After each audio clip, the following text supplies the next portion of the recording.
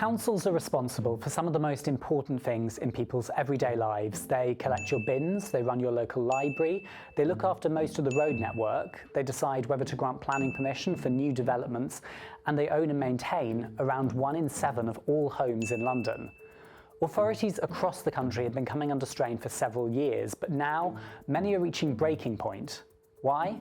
Well, a perfect storm of high inflation, an ageing population, and a lack of long-term funding from the government have all come together to bring many authorities to the brink of bankruptcy, with some now tipping over the edge. Social care is an especially heavy cost, as the number of over 65s across the country has grown significantly, meaning that there is an ever-growing number of people in the UK in need of daily care, whether that's help getting dressed in the morning or cooking meals. Then there's the fact that more and more families are being pushed into homelessness by the soaring cost of living. Here in London, which has some of the country's highest rents, increasing numbers of people are failing to make enough to pay the rent and are coming to their local council in need of emergency housing.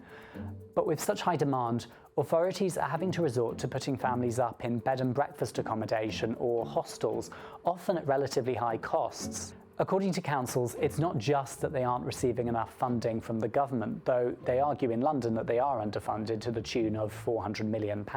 It's the fact that the funding is given out on such a short-term basis, with a horizon of just 1 year at a time. This will be the 6th year in a row in which the government's funding is only being set out for 1 year. Councils say that this short-termism is making the situation worse, as they can't plan effectively for the future without knowing how much cash they can count on receiving in future years.